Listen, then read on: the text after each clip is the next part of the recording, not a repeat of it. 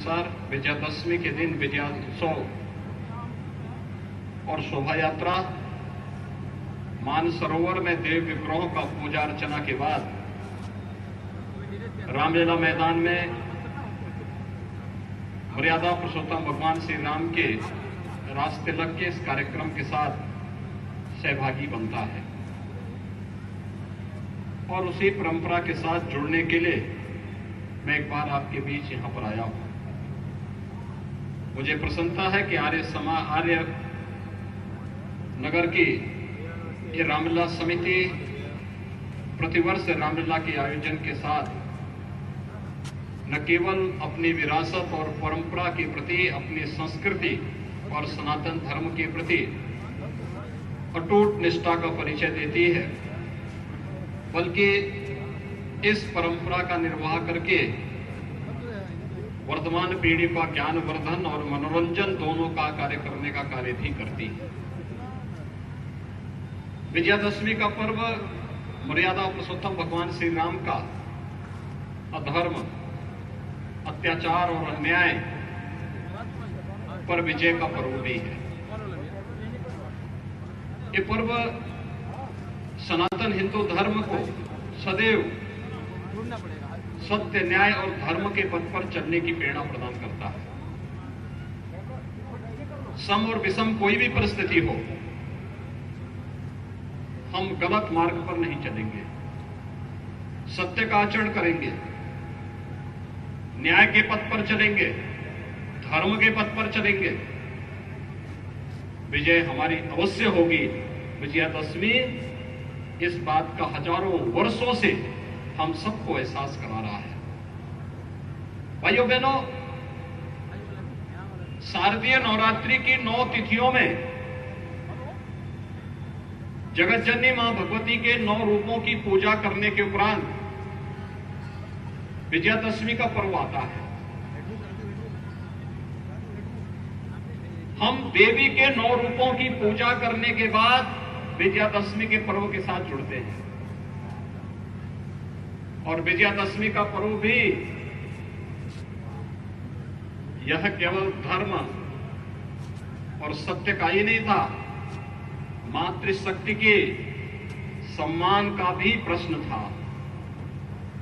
रावण अगर माता सीता का अपहरण करके अपनी मौत को नहीं बुलाता तो संभवतः कुछ दिन और जीवित रह सकने का अधिकारी बन सकता था, लेकिन उसके कृत्यों ने उसके पाप का घड़ा भर दिया था और अंततः रावण को प्रभु राम के हाथों उनकी वानरी सेना के सहयोग से मरना पड़ा।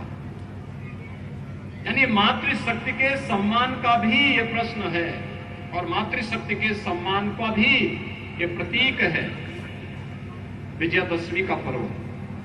और इसलिए प्रत्येक भारतीय का दायित्व बनता है। आपने देखा होगा प्रधानमंत्री मोदी जी ने अभी आजादी के अमृत महोत्सव के कार्यक्रम में पूरे देश को पंच प्रण के साथ जोड़ने का आह्वान किया। ये पंच प्रण जिसमें भारत की विरासत का सम्मान करना भी है और किसी भी प्रकार के विदेशी अपरंपरा का या संस्कृति का कोई चिन्ह न रहे, उसको समाप्त करते हुए अपनी विरासत और अपनी परंपरा को आगे बढ़ा करके आत्मनिर्भर भारत की परिकल्पना को साकार बनने में हम सबको योगदान देना है। ये विरासत के प्रति ही सम्मान है। अगर हम रामलीला के साथ जुड़ रहे हैं, इस पवित्र आयोजन के साथ जुड़ रहे हैं, और मुझे लगता है कि उत्तर भारत में कोई गांव, कोई कस्बा, कोई मोहल्ला ऐसा नहीं होगा जहां रामलीला का आयोजन इस सीजन में न हो रहा हो। हर जगह होता है, हर साल होता है, लेकिन विरासत के प्रति सम्मान का यह भाव हर बार हमें इस पर्व और त्योहार के साथ जुड़ने के लिए हर बार हमको स्वतः स्फूर्त भाव के साथ जोड़ने के लिए विवश करता है।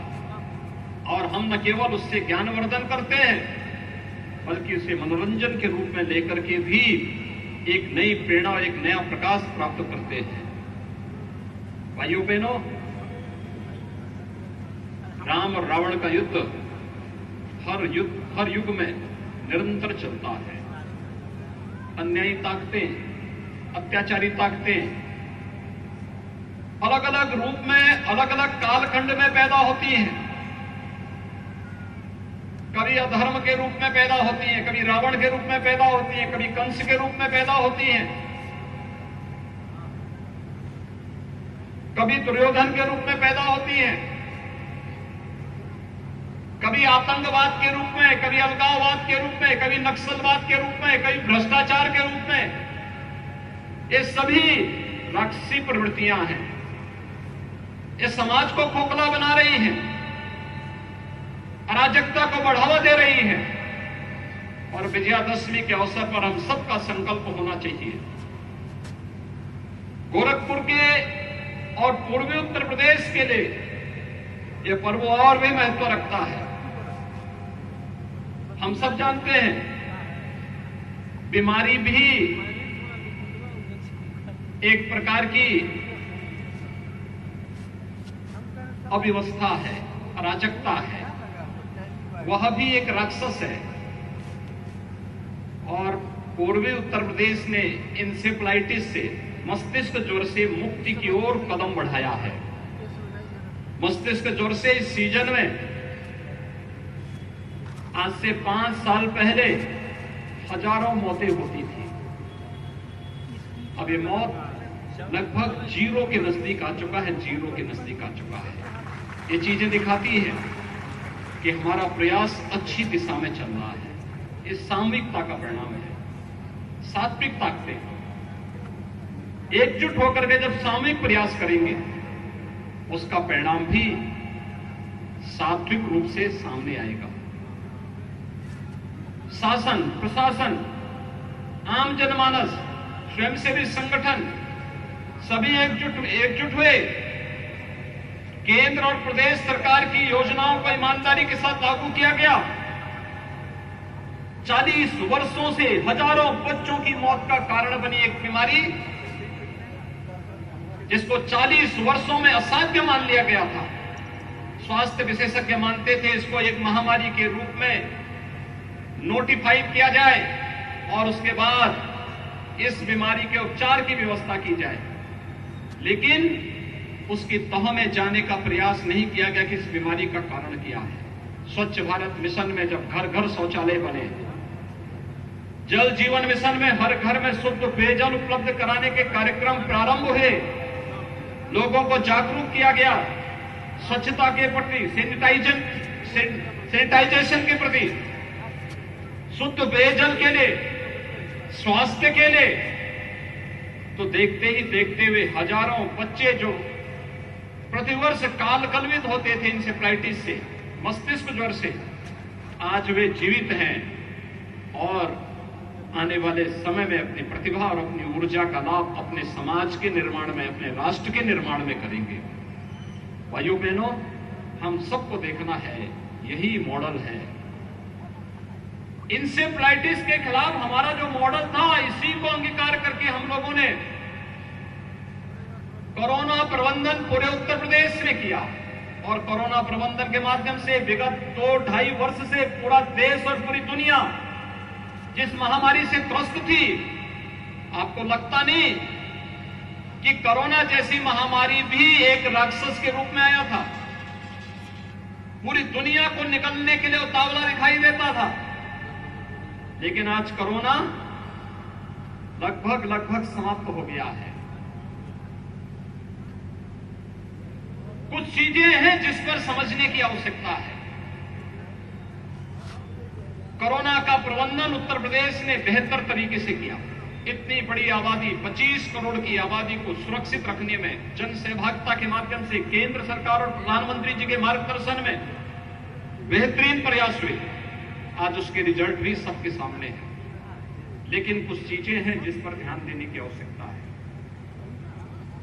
गोरखपुर में मस्तिष्क ज्वर का वैक्सीन आया 100 साल के बाद। जापान में 1905 में यह वैक्सीन बन गया था, लेकिन भारत और